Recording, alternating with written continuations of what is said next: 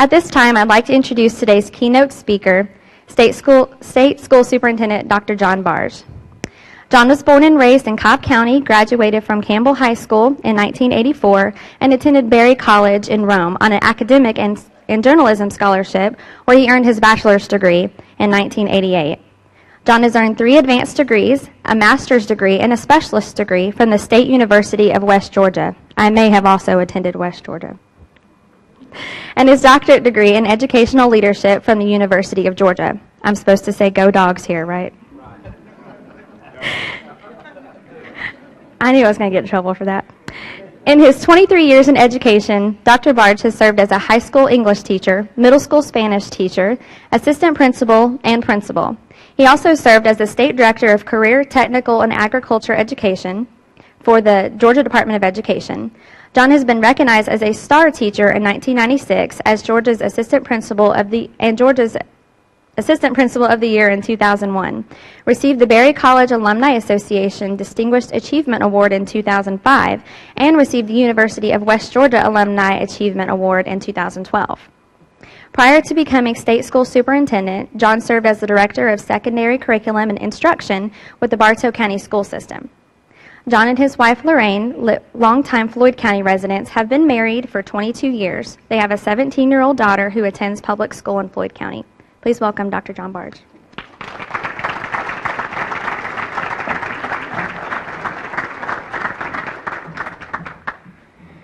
Thank you all very much. It's a pleasure and an honor to be with you in Paulding County. I've got about an hour and a half worth of information I'm going to try to condense into 20 minutes. So I may speak quickly. You may have some questions. I want to make sure I reserve some questions at the end. There are 2 really timely pieces of information that I want to make sure that I talk about, but I want to do that at the end to make sure I get through all the other stuff. So if I happen not to get to assessment and race to the top, somebody ask me questions, okay? All right, I'm going to start my timer because I know you all have got plenty of places to be. All right, first day of school for students in Paulding County. My daughter starts next week. She's a senior. I have quite a vested interest in what goes on in our public education system. And personally, I have experienced the value of education. And because of that, I have always said and will continue to say that education is the great equalizer. Because it does not matter where you come from.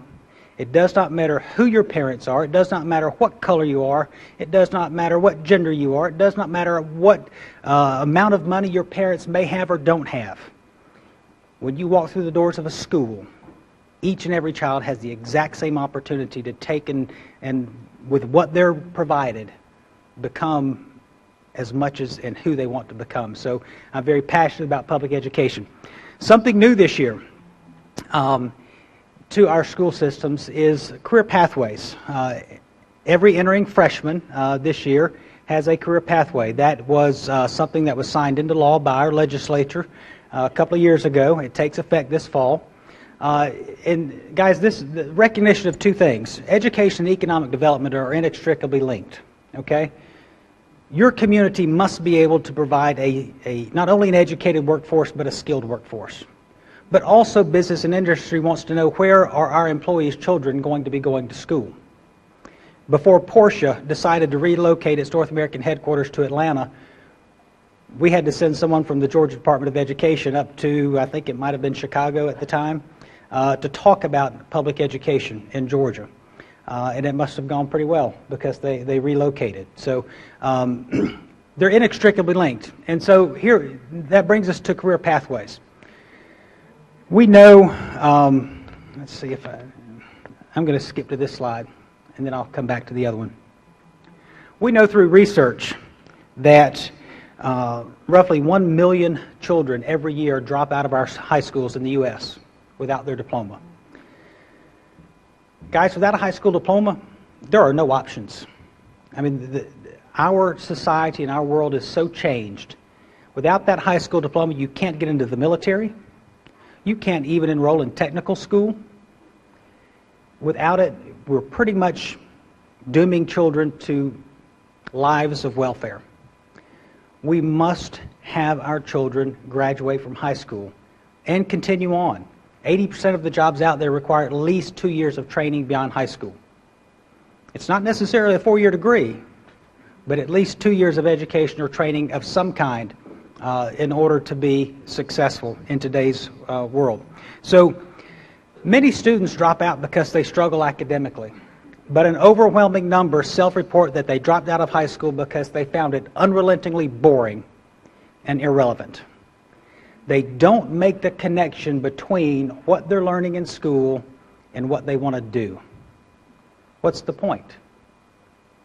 So, with these devices, kids don't need us for information.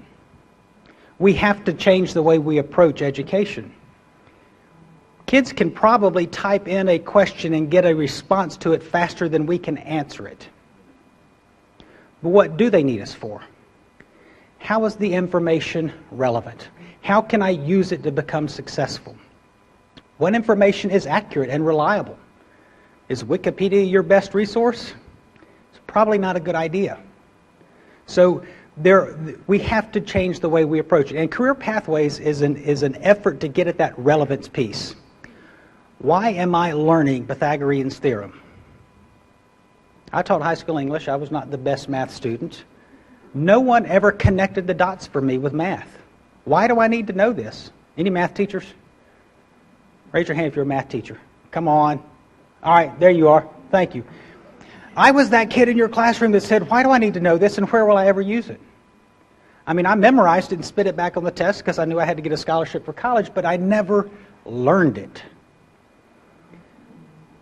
But there is tremendous value in teaching children not only the information, but how can I use it to be successful? We have children that will never learn Pythagorean's theorem sitting at a desk with a pencil and paper. But put them in a construction class, learning the 3-4-5 rule of construction by putting a rafter on a tool shed. Not only do they learn Pythagorean's theorem, but they know it. They know how it applies, and they can use it to become successful. So career pathways is a way to get at the relevance piece.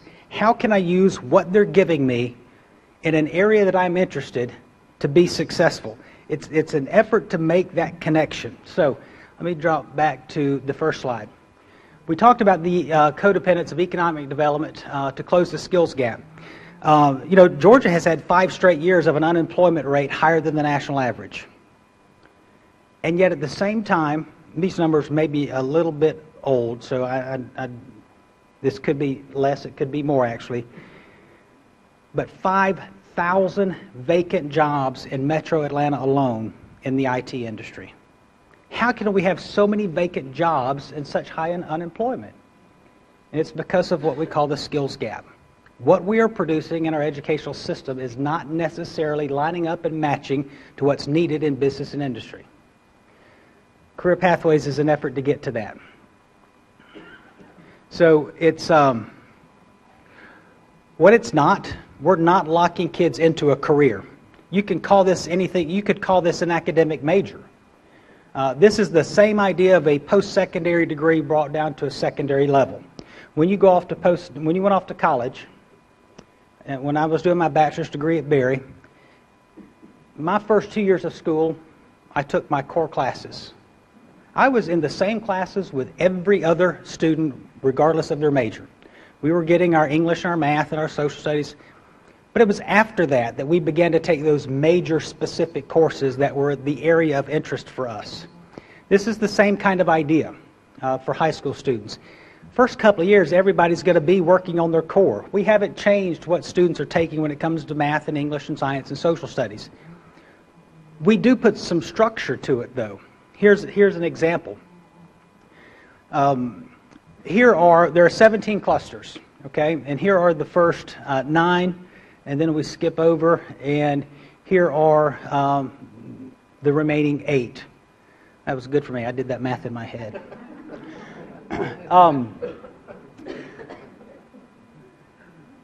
Where is my health? Number 7 there, health science. Let's take that one for example. Our graduation rule in Georgia says that you have to have 4 units of science to graduate high school. One has to be physical science, one has to be biology. Your third one can either be chemistry, earth systems, or environmental science, one of those 3. And your fourth science, it doesn't matter. Just pick a science and you meet graduation requirement. I'm convinced that one of the reasons that our kids aren't ready for post-secondary when they get there is we haven't given them the proper foundation of courses. So, for example, a student plans on being a nurse, a doctor, or something. That's their plan to pursue at post-secondary. Would it not make sense for that fourth science to be human anatomy and physiology as opposed to zoology or meteorology? That's what a pathway helps to do for children, is help them select the proper courses so that they can be prepared for that next step, whether it's post-secondary or whether it's straight into the world of work. So it's not that you are diminishing anything for students or locking them into a career. Because you're taking the same courses, a student can decide, you know, I use my wife, for example. She's a veterinarian technician. They get all kinds of students that always want to volunteer, and they have the most, I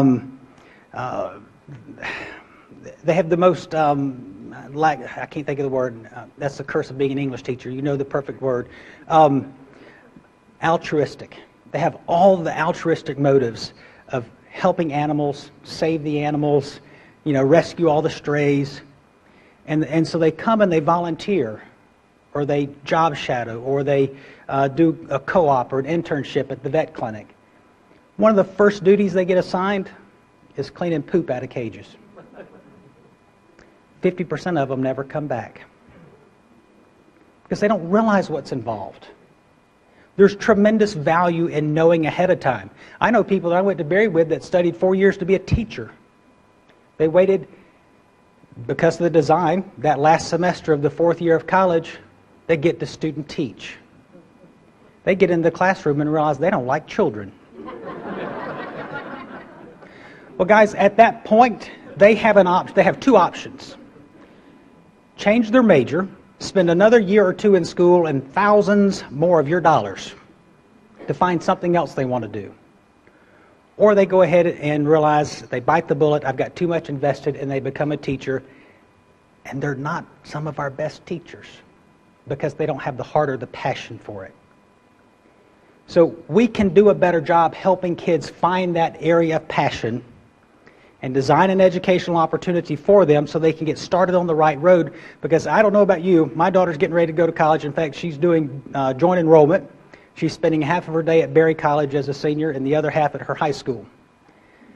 College is the most expensive career development program there is. We cannot afford to send our kids off to school without a clue in the world what they want to do. It's just too expensive. We can do better. And that's the idea behind career pathways. So here are 9 clusters, the other 8. Each one of these clusters has a respective number of pathways.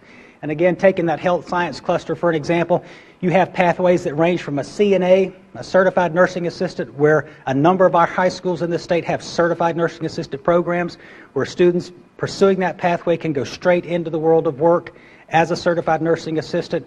Or you have the pathway that is to be a surgeon, and everything in between. And the whole idea is for the students to pick the pathway that best suits what they think they want to do, and then we make sure that they have the proper foundation of courses, they take the proper college entrance exam if they're going on to post-secondary, and we get them there ready to go. All right. We also have, we heard loud and clear from folks, you're still going to have, as much as we try to help kids, you're still going to have kids that don't have a clue. There is a way for them to meet the career pathway requirement in these 3 particular areas as advanced academic pathway for those of our students who are wanting to take multiple advanced placement courses, or they're in an IB school, which severely limits their schedule. Those that want to pursue world languages, and those that maybe want to pursue the fine arts. That they can complete a series of courses in those areas and meet their pathway requirement. All right, I want to share some good news with you. You know, it's become pretty vogue to beat up on public education. But quite honestly, there's some things that are going really well in public education, and I want to share those with you. But first, let's look at this.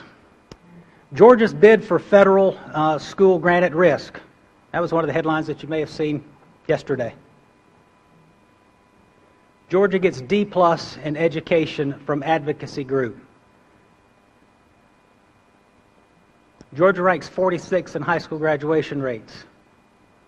New federal calculations show Georgia graduation rates near bottom of U.S. New evaluation skewed with too few unsatisfactory teachers, study says. Georgia SAT scores up, but still below national average. And then Georgia failed to count thousands of high school dropouts. These are all headlines that ran in our papers over the last year. The news that I'm about to share with you, not a single one of them ran in the headlines. And if you frame your opinion on public education based on sound bites and headlines, you're going to have a skewed opinion. And I just want to share, remember Paul Harvey, the rest of the story? I want to share the rest of the story about a couple of these headlines before we get into the next slide. Georgia gets D+ in education from advocacy group. That was a group that looked at a single indicator, and it was on education policy in the state around school choice. Based on that one indicator, they assigned the state a score of D+, and that made the headline. What didn't make the headline, well, is this right here. Education Week, national organization. They produce a weekly periodical. They study the educational systems in every state in the country on 129 different indicators, including student outcomes. They grade each state on every one of those indicators, and all of those scores are rolled up into a single grade, and they ranked Georgia's educational system with a B+, and 7th in the entire nation. One of the categories, those 129 different indicators, they loosely group into 6 subcategories. One of those subcategories is an area called transitions and alignment. They've never awarded a state a score of 100 in the area of transitions and alignment, and they awarded Georgia a score of 100 and ranked them top in the nation in aligning the education continuum from preschool through K-12 through post-secondary to the world of work. You didn't see that in any headline, but you did see a D+ based on one indicator. All right. SAT scores up, but still below national average. Let me tell you the rest of the story about SAT scores. First thing College Board says, don't compare states based on SAT, because there are too many uncontrolled variables from state to state to make an adequate or accurate comparison. But it's the first thing everybody does. You can Google it and you can find it right now. In 2011, we don't have our 2013 scores yet. Those will come out in the fall. In 2011, Georgia ranked 48th in the nation in SAT scores. And guys, we've been around that for 10, 15, 20 years. The number one state, in fact, if you were to look at the way the spreadsheet rolls out, the first column is the state, the second column is the composite score. Most of you, when you took the SAT like I did, the maximum score was 1,600, but they've added a writing component to the exam now, and so your maximum score is 2,400. So you have the state, the composite score, and that's where everybody stops. The number one state in the country was Indiana, I think. It was either Indiana or Illinois. But their average SAT score, their composite, was 1805. Georgia was 48th. Our average SAT score was 1445. If you stop there, that looks really bad. But the third column over is the rest of the story. And that's your participation rates. Each state's participation rate on the SAT. And that is what percentage of your graduating class, what percentage of your seniors actually took the test. The number one state in the country that had that average SAT score of 1805, their participation rate was 5%. Not a single state in the top 10 had a participation rate more than 9%. The national average is 36%. Georgia's average, 80%.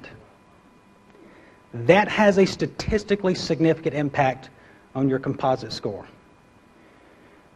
That's another reason why we want our career pathways to help students to take the appropriate post-secondary assessment. If you're going to the Technical College System of Georgia, you need a different test than the SAT.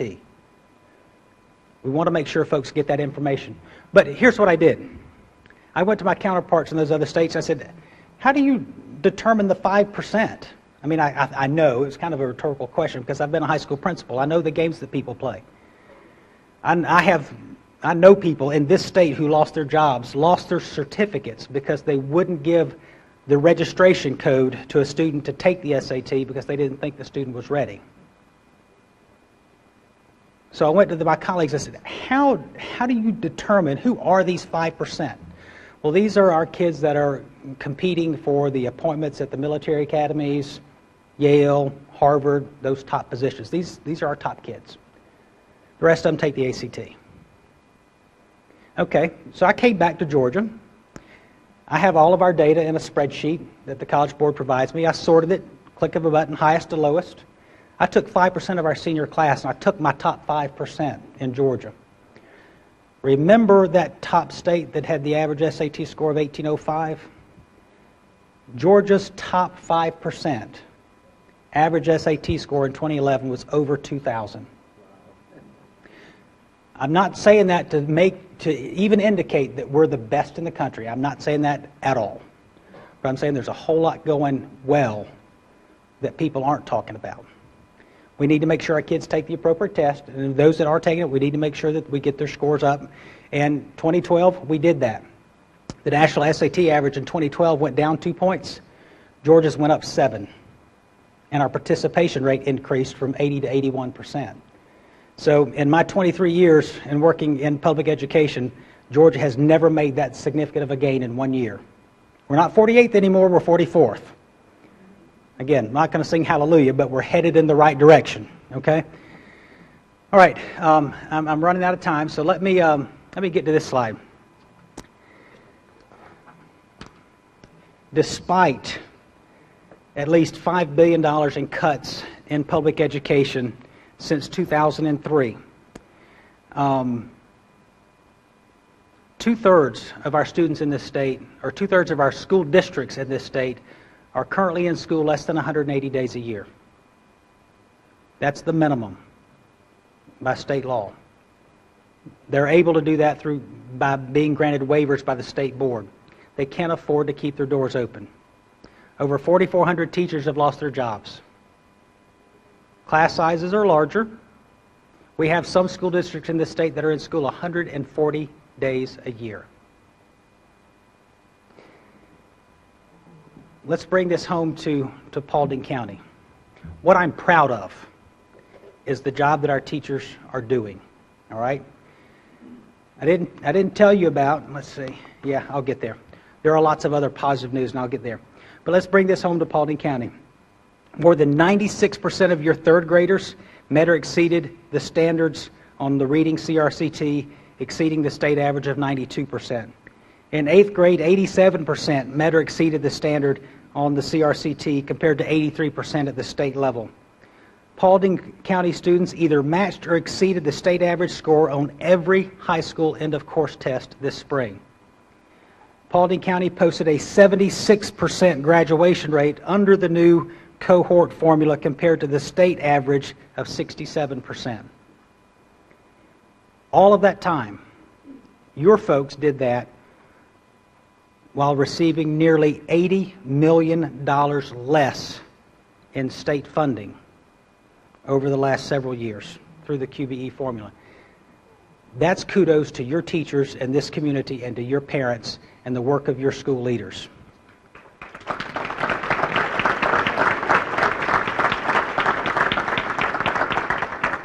Here's some other good news real quick.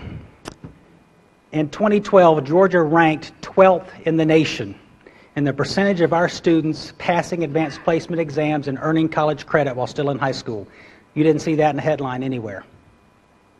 Our African American students actually ranked 2nd in the nation in the percentage of our African American students passing advanced placement exams and earning college credit while they're still in high school. Now, we still have some work to do. We still have too large of an achievement gap, as every state does, between our subgroups.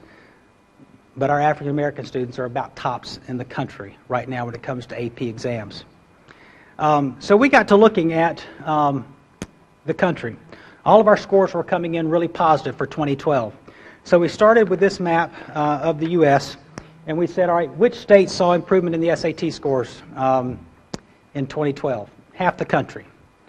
We added, and the argument always was, just like that top state, 5% take the SAT, a majority of their kids take the ACT. And they were right, and I looked at that. About 74% of their kids, I think, took the ACT. We still had 50% of our kids take the ACT. So we had a lot of our kids do both. Guess what? Our ACT scores were the exact same. So we started with this, and these are the states that saw gains in the SAT. We added the ACT. It dropped to 10 states real quickly in the country, saw gains in student achievement on the SAT and the ACT in 2012. We added to that advanced placement. We saw tremendous gains in our advanced placement. You probably didn't notice it because the state is so small, but Vermont dropped off, so you're down to 9 states. There's only one other assessment that we give nationally consistently across every state, and that's the NAEP, or the National Assessment of Educational Progress. And we administer that in 4th grade reading, 4th grade math, 4th and 8th grade reading, 4th and 8th grade math, and this last administration we also did science. So we started with this, who saw gains in these areas, and we added to that 4th and 8th grade math on the NAEP. It dropped to 5 states. We added 4th and 8th grade reading. You're down to New Jersey and Georgia.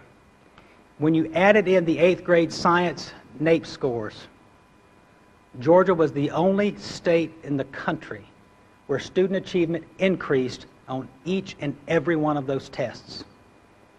Now, some people will argue, well, that's because you were so bad to begin with, you didn't have anywhere to go but up. Those are the kind of folks that, it can be sun shining outside and they'd tell me it's raining.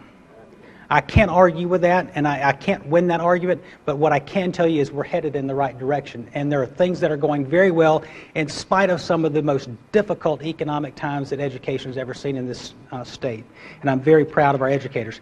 We've got a lot of room to grow. We still have a lot of ground to make up. That's pretty much it for my remarks, and I think I went over by a few minutes, so if I've got time for questions. Yes, sir. Thank you. Thank you very much. It hasn't been withheld yet. The question dealt with race at the top, and the news that was in the headlines yesterday that $10 million could potentially be withheld from Georgia, and that is related to a specific piece of the Race at the Top grant that deals specifically with merit pay for teachers based on student performance. There are 31 different projects under the Race to the Top grant. This is one piece. The issue there is in order to have merit pay based on performance and student growth, you have to have a valid and reliable instrument or assessment upon which to measure that growth. If you don't, you open yourself up to a very litigious situation if you're basing personnel decisions on a test that's not had its validity and reliability established. We're not there yet. We're working on those student learning objectives for teachers of non-tested subjects. We have tests for reading, math, science, and social studies, but you also have a lot of other teachers out there that are teaching art, music, PE, foreign language, all your career tech. How are you measuring growth in those? So that's what we're working on now. The other piece to that, which is absolutely critical, that was in the original grant that was written by a different administration, was that we would adjust our state teacher salary schedule. Guys, that takes legislation. And our representatives from the governor's office told USED there is no legislation out there to adjust the teacher salary schedule. And because of that, USED has said, well, you're not going to meet your deadline. It does not appear to be. And so we may withhold this money that was specifically geared toward teacher merit pay. You know, I get that. You said you were going to do this. Well, you know, if I had written that grant, I probably would have put different timelines on it, because I know through experience the timeline that they put was too aggressive. But we also don't need to move forward with a system that we know does not have the kinks worked out yet, because it could end up costing you more in the long run than $10 million. Does that answer your question? All right. The other thing that I was going to address was assessment. There was the latest, one of the other things in the news was our pulling out of the PARC consortium, the National Common Assessment that goes along with the Common Core State Standards. Multiple reasons for that, but the biggest reason is the cost of the test. My assessment budget is $25 million a year for the entire state for all of our assessment. Guys, that covers 3rd through 8th grade tests in English, reading, math, science, and social studies, and writing. Well, writing in 3, 5, and 8. It also covers 8 high school end-of-course tests, a high school writing exam, 1 advanced placement test for every low-income child in the state who wants to take it. It covers our modified CRCT for special needs students. It covers the graduation exam for those students who are still under that particular graduation rule. Our access for ELLs, that test that we use for our non-native English-speaking students. Our kindergarten readiness assessment. So you get the picture. It's a huge pool of assessments that $25 million pays for. For us to participate in PARC, which was only going to test English language, arts, and math, grades 3 through 8, and high school. 5 high school end-of-course tests, 3 in math, 2 in English. Just for those was $27 million. $2 million more than our entire state budget for all assessment. If you were to add that cost to all the other assessments that we do, we were looking at a price tag of $56 million a year. And that's just not there. We were going to be charged a fee to be a part of the consortium. That consortium was funded by Race to the Top dollars. Just like our grant expires next year, their grant expires next year. They had to create a sustainability plan. How are they going to continue forward? They're continuing forward by charging states membership fees. And that membership fee to the state of Georgia, well, to everybody, is 65 cents a student. And for Georgia, that worked out to be roughly $1 million a year just to be a member of the consortium. So there are a lot of other reasons, but those are the main ones. Any other questions? Maybe time for one more. Yes, sir. On the career path program, what will be done so that a very young grade, when they don't know what career path they want to do? Good question. Very good question. In order for the career pathways to work and get the results that are potentially there for students, we have to have a very robust career education program. And so we're starting in elementary school with career awareness, things that our teachers are already doing, career days and all that type of career fairs. Basically, you're talking with students about what careers are out there and what do they do, career awareness. You expand that into middle school with career exploration, where they begin to look deeper into, well, okay, this is a career I may be interested in. What are the salaries? What's the top end? What's the entry? What's the average? Is it an occupation with growth, or is it a declining occupation? We don't want to be preparing kids to be typesetters. There are no typesetters anymore. You know, so, and then what are the educational requirements? Do I have to have a bachelor's degree? Do I need a technical degree? All right, now if I know that, where are the schools in Georgia or across the country that offer those programs of study? And then we also have them, we have a system called GA College 411, where we have 5 different career interest inventories online for them to take. And we've also embedded that into our accountability system for all of our schools too. So one of the indicators for middle schools is what percentage of your 8th graders have completed at least 3 different career interest inventories. So all of that ties into students having enough information about the career clusters and the pathways to make a choice. But again, they're not locked into that. They can change it. All right. Thank you very much. Yes, thank you. Dr. Barge, we thank you very much and appreciate your time with us. We have a gift for you for being with us. Thank you so much. Appreciate it.